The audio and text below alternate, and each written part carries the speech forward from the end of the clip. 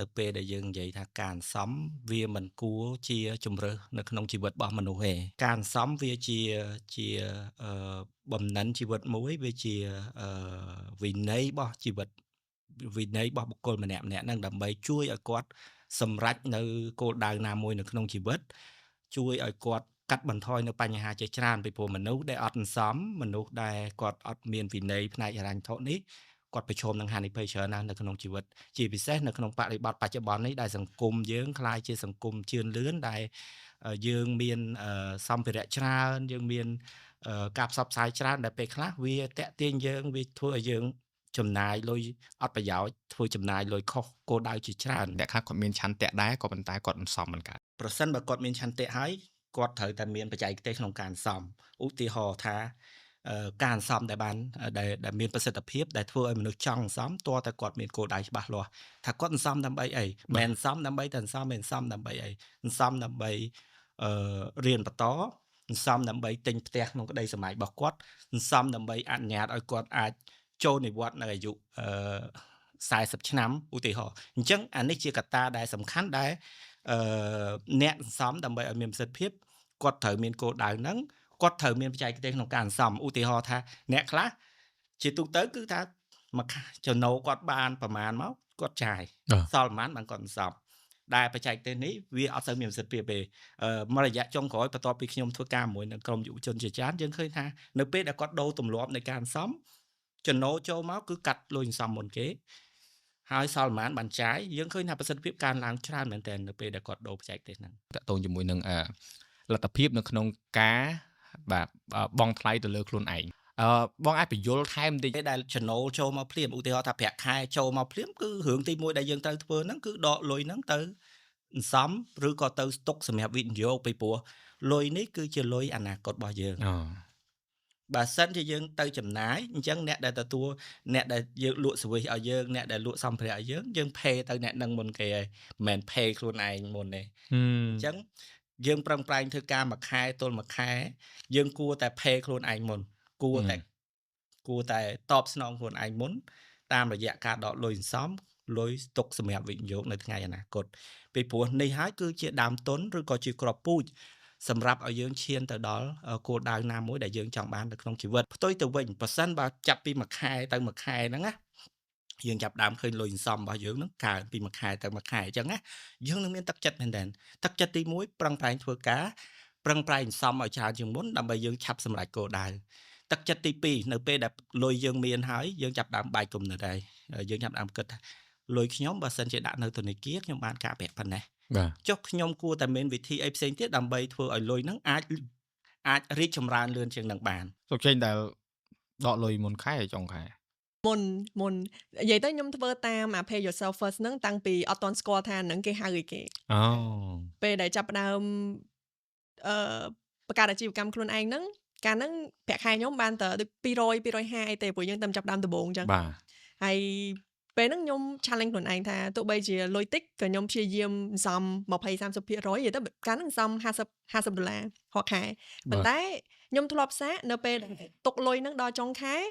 គឺលុយហ្នឹងបាត់អស់លីងហ្មងអត់ដឹងថាទៅណាទៅណីហើយចាយចាំបាច់ទាំងអស់អញ្ចឹងមកខ្ញុំចាប់ផ្ដើមដូរអូខេអញ្ចឹងបើសិនជាចេញលុយមកភ្លាមខ្ញុំដកទុកឲ្យហើយលុយហ្នឹងគឺអត់ប៉ះទេអាហ្នឹងគឺខ្ញុំគិតថាវាពាក្យដែលយើងអាចប្រើគឺពាក្យអាទិភាពតើយើងឲ្យអាទិភាពលើអីគេព្រោះចំណាយគឺវាតែងតែមានរហូតតែលុយយើងវាមានកំណត់តើយើងឲ្យអាទិភាពលើអីបើយើងឲ្យអាទិភាពលើការសន្សំលើដូចបងនិយាយអញ្ចឹងការវិនិយោគលើក្តីសម័យរបស់យើងលើអនាគតរបស់យើងអញ្ចឹងយើងត្រូវតែដកវាមកមុនអារបស់ដែលយើងដកក្រោយគេប្រកាសហើយវាអាទិភាពទាបជាងគេចាហើយមកដល់កន្លែងហ្នឹងខ្ញុំធ្លាប់ធ្វើវីដេអូតាក់ទងនឹងរឿងហ្នឹងខ្លះដែរហើយភាគច្រើនអ្នកមើលរបស់ខ្ញុំរៀងក្មេងអញ្ចឹងណាគាត់ភាគច្រើនគាត់ខ្លាចគាត់ថាគាត់ខ្លាចចុះបើអ៊ំម៉ាថាគាត់ដកយកមកសន្សំស្រាប់ទៅដល់ពេលកន្លះខែ5-10ថ្ងៃក្រោយអីអញ្ចឹងគាត់មានចំណាយមួយដែលគាត់ត្រូវការចាំបាច់ដែលគាត់អត់បានព្រៀងទុកមុនទេអញ្ចឹងគាត់មានលុយណាអញ្ចឹងមិនគាត់ទុកដល់ចុងខែដើម្បីទប់ដូចថាគេលោមានចំណាយណាមួយដែលគាត់អត់បានមើលឃើញអញ្ចឹងណាបងអញ្ចឹងកន្លែងហ្នឹងឯងបើខ្ញុំតែងតែលើកទឹកចិត្តឲ្យអ្នកដែលគាត់ទើបតែចាប់ដើមសន្សំគាត់គួរតែមាន emergency fund ឬក៏ខ្ញុំសូមបកប្រែថាដូច lôi tục à son chẳng á nè chẳng lôi bờ toàn lôi bờ toàn lôi ai bờ lôi toàn nắng mẹn bờ toàn này dân đây tha ôi trong chơi tự đào lên rồi cả trong tinh là bỏ ấy phơi តងទៅនឹងemergency fund ឬក៏លុយទុកពេលមានបញ្ហាបន្ទាន់ណា បាទ ដោយសារតែខ្ញុំនៅសមាគមមីក្រូហិរញ្ញវត្ថុហ្នឹងគឺយើងតាមដានទៅលើអតិថិជនរបស់យើងបច្ចុប្បន្នវិស័យមីក្រូហិរញ្ញវត្ថុយើងមានអតិថិជនប្រមាណជា1លាន5សែននាក់ហើយយើងព្យាយាមសិក្សាទៅលើថាហេតុអីអតិថិជនមួយចំនួនហ្នឹងគាត់មានបញ្ហាកម្ចីច្រើនលើលោកឬក៏គាត់បាត់បង់លទ្ធភាពក្នុងការបង់សងត្រឡប់មកណា បាទ មូលហេតុធំពីរដែលយើងមកឃើញគឺទី1តកតងទៅនឹងជំងឺអញ្ចឹងនៅពេលដែលគាត់កំពុងរកស៊ីប្រកបអាជីវកម្មអីចឹងទៅស្រាប់តែមេគ្រួសារឬក៏ជនបង្គោលណាមួយហ្នឹងគឺគាត់ធ្លាក់ខ្លួនឈឺពឹបអញ្ចឹងក៏ដោយសារតែគាត់អត់មានលុយបំរុងហ្នឹងឯងគាត់ទៅខ្ចីលុយឯកជនដែលមានអត្រាការប្រាក់ថ្លៃហ្នឹងទៅធ្វើឲ្យបញ្ហារ៉ាញ់ធុរបស់គាត់ហ្នឹងទៅជាក្នុងធ្លាក់ក្នុងបញ្ហាមួយប្រឈមខ្លាំងមែនទែនហើយពេលខ្លះធ្វើឲ្យគ្រួសារគាត់ខ្សែស្ទន់ ហេតុផលទី2តកតងទៅនឹងរឿងគ្រោះថ្នាក់ផ្សេងៗអាចជាការស្លាប់ដោយចៃដន្យគ្រោះថ្នាក់ចរាចរណ៍ផ្សេងៗហ្នឹងដែលក៏បាន plan ដែរអញ្ចឹងដល់ពេលដែលរឿងហ្នឹងវាកើតឡើងពឹបគ្រោះថ្នាក់កើតឡើងចំណូលក៏បាត់ត្រូវចំណាយកើនឡើង ហ្នឹងហើយ អញ្ចឹងអាហ្នឹងដែលធ្វើឲ្យគាត់ bankrupt អញ្ចឹងហើយនេះជាកត្តាដែលចាំបាច់ដែលយើងជឿថាបើសិនជាប្រជាជនខ្មែរយើងគាត់មានលុយសន្សំលុយ emergency ហ្នឹងប្រហែលជាគាត់អាចកាត់បន្ថយហានិភ័យច្រើននៅលើការដែលគាត់ខ្សែធនក្នុងក្រុមគ្រួសារបាន ការសំលុយតែយើងចាប់ដើមពីចំណុចណា ខ្ញុំគិតថាអ្វីដែលសំខាន់គឺចេញពីចិត្តយើងដែរព្រោះសកម្មភាពអីក៏ដោយគឺពាក្យចាស់គេថាចិត្តជាប្រធានណាចិត្តជាអ្នកនាំជាពិសេសសកម្មភាពឧទាហរណ៍យើងត្រឡប់តែចាយវាច្រើនទេហើយសុកយើងចង់ដូរមកសំឲ្យល្អជាងមុនអីអញ្ចឹងគឺដំបូងចិត្តយើងអញ្ចឹងយើងត្រូវសួរខ្លួនឯងដែរថាដូចបងនិយាយអញ្ចឹងគោលដៅយើងអីគេយើងចង់សំហ្នឹងដើម្បីអីដូចខ្ញុំអញ្ចឹងខ្ញុំសំដំបូងហ្នឹងគោលដៅរបស់ខ្ញុំគឺដើម្បីទប់ដូចខ្ញុំនិយាយអញ្ចឹងទប់ចំណាយពេលដែលបើកក្រុមហ៊ុនខ្លួនឯងហើយដោយសារយើងស្រឡាញ់ក្រុមហ៊ុនហ្នឹងវាជាក្តីសម័យរបស់យើងវាធ្វើឲ្យយើងមានទឹកចិត្តដើម្បីធ្វើវា បាទ ប៉ុន្តែពេលហ្នឹងគោលដៅនៃការសន្សំរបស់ខ្ញុំវាអាចថាវាជា game មួយដែលយើងលេងមួយខ្លួនឯងដែរយើងឃើញគេមាន emergency fund ដូចយើងនិយាយអញ្ចឹងណាលុយទប់បំរុងអីហ្នឹងហើយខ្លួនឯងអត់មានអីទាំងអស់អញ្ចឹងដូចចង់ challenge ខ្លួនឯងដែរថាមិនដែលគេធ្វើបានយើងធ្វើអត់បានទោះបីលុយយើងតិចលុយយើងច្រើនស្ថានភាពយើងមិនក៏ដោយសាកមើលអញ្ចឹងពេលហ្នឹងខ្ញុំបានដាក់ចង់សន្សំឲ្យបានដូចបងនិយាយអញ្ចឹងមួយឆ្នាំបើខ្ញុំអត់ដល់មួយឆ្នាំទេខ្ញុំគាត់ថាធ្វើមិនរស់ឲ្យបានដូច3ខែអញ្ចឹងទៅយើងដាក់ជាគោលដៅមួយអញ្ចឹងទៅហើយពីមួយខែទៅមួយខែយើងដាក់ម្ដងតិចយើងឃើញលុយហ្នឹងអញ្ចឹងវាដូចជាដូច game មួយអញ្ចឹងតែគាត់ game ដែលត្រូវការពេលលេងយ៉ាងយូរបន្តិចពីមួយខែទៅមួយខែចា ចុះបង បាទ ជំនាញ ពិតដូចសុកចេញលើកឡើងត្រូវហើយនៅពេលដែលយើងធ្វើអីមួយយើងត្រូវដឹងគោលដៅរបស់យើងសំដើម្បីអី ហ្នឹងហើយ អញ្ចឹងបន្ទាប់ពីយើងមានគោលដៅហើយបាទយើងបង្កើតជា strategy យុទ្ធសាស្ត្រឬក៏ទម្លាប់ឬក៏របៀបដែលយើងអនុវត្តកិច្ចការងារហ្នឹងកន្លែងនេះខ្ញុំឃើញចំណុចល្អខ្លះនៅក្នុងក្រុមគ្រួសារមួយចំនួនគឺតាំងពីកុមារហ្នឹងគឺគាត់បណ្ដោះទម្លាប់កូនគាត់ឲ្យចេះសន្សំលុយឲ្យចេះ ដាក់កូនជ្រូក លុយកាក់បាទ ដាក់កូនជ្រូក អាចជាការដាក់កូនជ្រូកអាចជាការគាត់បើកកង់មួយសម្រាប់ឲ្យកូនគាត់ទៅហើយ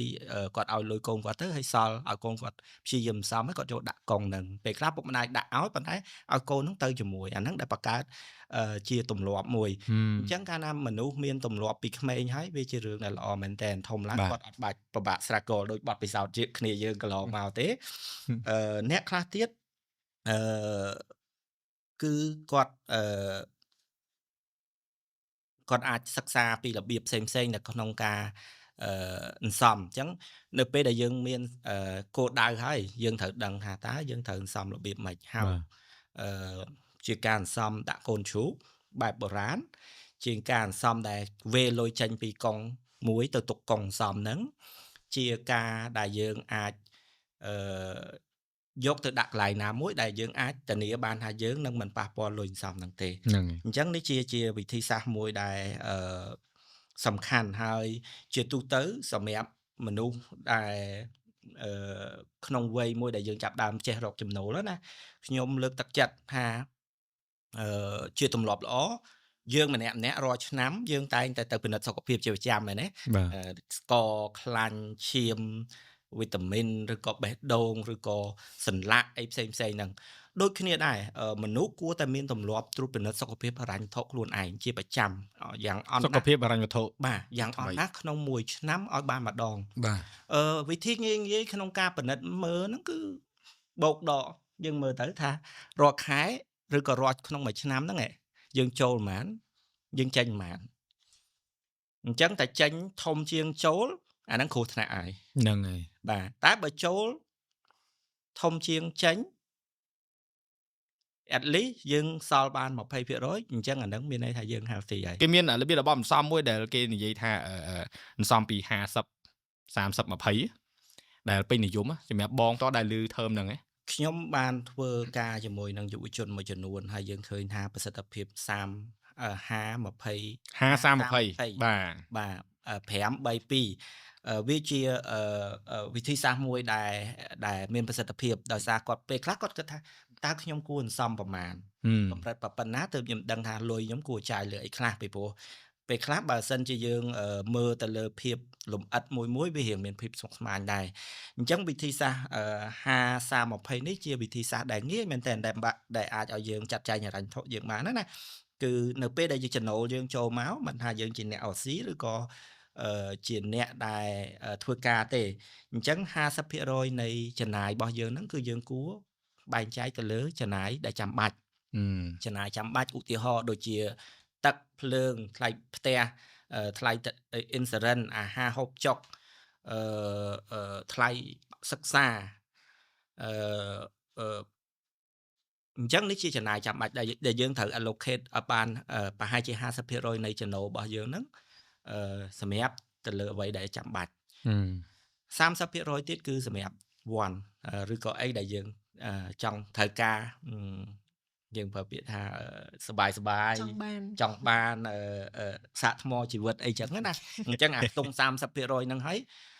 ដែលយើងត្រូវប្រើហើយសូមបញ្ជាក់ថាមិនមែនមានន័យថានៅពេលដែលយើងនិយាយពី financial literacy យើងអត់ចាយទៅលើអីដែលយើង enjoy ដែលយើងចង់ដែលយើងសប្បាយទេអត់ទេជីវិតមនុស្សយើងត្រូវការភាពសប្បាយភាពកំសាន្តយើងត្រូវការរបស់របរមួយចំនួនដែលបំពេញនៅចំណង់របស់យើងដែរព្រោះវាជួយឲ្យលើកទឹកចិត្តយើងឲ្យប្រឹងប្រែងទៅមុខទៀតដែរអញ្ចឹងយើងត្រូវមានខ្ទង់ឲ្យច្បាស់លាស់ក្នុងចំណោមចំណូលដែលយើងដាក់មកហ្នឹង 30% យើងអាច allocate ទៅលើរឿងហ្នឹងហើយចាំបាច់មួយទៀតគឺ 20% នេះគឺយើងត្រូវ allocate ទៅលើការអន្សំឬក៏ការវិនិយោគនៅថ្ងៃអនាគតនេះជាគោលការណ៍មួយដែលយើងឃើញថាវាមានប្រសិទ្ធភាពប៉ុន្តែការអនុវត្តបើសិនជាយើងចង់ឆាប់សម្រេចគោលដៅរបស់យើងណាយើងអាចបញ្ច្រាស់មកវិញមកអា30ហ្នឹងយើងដាក់ទៅលើការអន្សំការវិនិយោគអី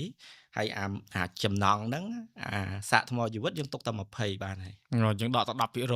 បាទស្មើដកទាំងអស់បាទយើងត្រូវការខ្លះដែរហើយប៉ះសិនបើនៅពេលដែលយើងមានបញ្ហាហិរញ្ញវត្ថុអីពីព្រោះខ្ញុំឃើញការអនុវត្តខ្លះនៅពេលដែលមនុស្សគាត់ចាប់ដើមមានបញ្ហាហិរញ្ញវត្ថុស្អីដែលគាត់ធ្វើគាត់បែរជាទៅកាត់បន្ថយការហូបចុកទៅវិញអានេះជារឿងដែលខុសណាស់ការហូបចុកអាហារដែលមានជីវជាតិសមរម្យគឺជាតម្រូវការចាំបាច់គឺជា need គឺជាការវិនិយោគមួយសំខាន់អញ្ចឹងប្រសិនបើយើងគិតថាយើងមានបញ្ហាហិរញ្ញវត្ថុហើយយើងត្រូវការកាត់បន្ថយការចំណាយអ្វីដែលយើងកាត់មុនគេគឺអាវ័នហ្នឹងឯងមិនមែនទៅកាត់ការហូបចុកទេព្រោះការហូបចុកវាជួយឲ្យសុខភាពយើងល្អកាត់បន្ថយការជំងឺឈឺស្កាត់អីផ្សេងៗហ្នឹងបងលើកឡើងបាញ់មិញហ្នឹងខ្ញុំយល់ស្របប៉ុន្តែចង់សួរបន្ថែមពីលើហ្នឹងទៀតចុះសម្រាប់អ្នកដែលគាត់មានចំណូលមិនថេរគាត់អនុវត្តក្បួនខ្នាតនេះបានទេ50 30 20ហ្នឹងនៅតែបានដូចគ្នាទោះថាចំណូលមិនថេរក៏ដោយអញ្ចឹងអាហ្នឹងឯងដែលត្រូវការឲ្យគាត់តាមដានកត់ត្រាធ្វើអា financial projection ឬក៏មើលទៅលើ statement របស់គាត់ financial statement របាយការណ៍ហិរញ្ញវត្ថុរបស់គាត់ធ្វើបិទថាឧទាហរណ៍ថាអ្នករស់ស៊ីគាត់ចំណូលចូលរាល់ថ្ងៃតែចំណេញប៉ុន្មានចំណាយគាត់ជួនកាលទិញស្តុកទិញអីបាទអញ្ចឹងការដែលគាត់ត្រូវការកត់ត្រាការអីហ្នឹងកត់ត្រាចំណូលចំណាយច្បាស់លាស់ហ្នឹងវាជួយឲ្យគាត់ដឹងថាចំណូលគាត់ប្រមាណចំណាយគាត់ប្រមាណហើយពេលខ្លះឲ្យតែចូលពឹបយើងដឹងថាយើងដកទុកឲ្យហើយ 20% ទៅលើអី 30% លើអី50% លើអីយើងអាចចាត់ចែងបែបហ្នឹងបានជាមួយនឹងមុខងារវិភាគហ្នឹងនៅក្នុងការពិនិត្យទៅលើការលំហូរសាច់ប្រាក់ចេញប្រាក់ចូលក៏ដូចជា ការកំណត់ចំណាយផ្សេងៗដែលនៅក្នុងទំព័រតែមួយវាមានសារៈសំខាន់ណាស់វាជួយយើងច្រើនណាស់ តាំងពីខ្ញុំមកប្រើមុខងារវិភាគនេះខ្ញុំភ្ញាក់ដែរខ្ញុំថាជុំអានេះ free មិនខ្ញុំ free ចឹង ហើយអត់ប្រវត្តិបញ្ចូលតែថារាល់ថ្ងៃទៀត ខ្ញុំខ្ញុំឃើញមុខងារនឹងដំបូងខ្ញុំសុំកាត់អស់លុយតា តាមពិត app ដែលខ្ញុំប្រើហ្នឹងវាមានមុខងារដើម្បីឲ្យយើងភ្ជាប់មួយធនាគារការធនាគារយើងអញ្ចឹងវានឹងអូតូដែរ តែហ៊ានភ្ជាប់ តែ ដែរ ខ្ញុំអត់ហ៊ានគាត់ថាវាអត់មានសុវត្ថិភាព ដូចគ្នា បានដល់ពេលបើសម្រាប់ខាង ABA គាត់មានស្រាប់អញ្ចឹងយើងជឿទុកចិត្តអូសុវត្ថិភាពក៏ល្អ free ក៏ free នៅនឹងទាំងអស់ទៀត គេអត់ធ្វើ account គណនីនៅក្នុងហ្នឹងមានប្រមាណ select មក ចា ហ្នឹងហើយ ចាអញ្ចឹងខ្ញុំគិតថាវាពិតជាស្រួលមែនតើវាចំណេញពេលខ្ញុំច្រើនមែនតើ បាទចុះសម្រាប់បងយល់មិនដែរខ្ញុំស្ដាប់ពីអ្នកជំនាញ បើសិនជាមាន feature នឹងកាលពី15 20ឆ្នាំមុនប្រហែលជាស្ថានភាពហិរញ្ញតូខ្ញុំប្រសើរជាងច្រើន ពីព្រោះជំនាន់មុននៅពេលដែលខ្ញុំចាប់ដើមគិតគូររឿងហិរញ្ញថោចាប់ដើមស្វែងយល់ពីអាហ្នឹងគឺយើងភាគច្រើនកត់ដៃឯជំនាន់ហ្នឹង បាទ either តាមសភៅឬក៏ពេលខ្លះមាន calendar ហ្នឹង calendar ព្យួរអញ្ចឹងណា កន្លងនិយាយហ្នឹងហើយភាសានិយាយហៅកន្លងនិយាយ គូជាពីឆាច់ចំណូលប្រមាណចំណាយប្រមាណសម្រាប់អ្នក OC ដល់ពេលយើងអ្នកធ្វើការយើងអត់បាច់គូសទេព្រោះចំណូលយើងមួយខែមានតែម្ដងទៅឯងអញ្ចឹងចំណាយអីគេរាល់ថ្ងៃហ្នឹងលើ need ប្រមាណវ៉ាន់ប្រមាណអីចឹងណាប៉ុន្តែឥឡូវបើសិនជាយើងមាន feature នេះវាពិតជាជួយច្រើនមែនតើវាអាចជួយឲ្យយើងពីព្រោះបញ្ហាកន្លងមកមិនដែលយើងធ្វើការជាមួយយុវជនឬក៏ប្រជាជនផ្សេងៗហ្នឹងបញ្ហារបស់គាត់គឺគាត់ភ្លេចកត់ឬក៏គាត់គិតថាកត់ហ្នឹងវាយូរវាអីចឹងណាហើយពេលខ្លះកត់ទៅក៏វាអត់សូវ accurate ដូចយើងប្រើជា app នេះដែរអញ្ចឹងនៅពេលដែល app ធនាគារ ABA ដែលគាត់មានអា feature មួយនេះវានឹងជួយឲ្យមនុស្សម្នាក់ៗហ្នឹង at least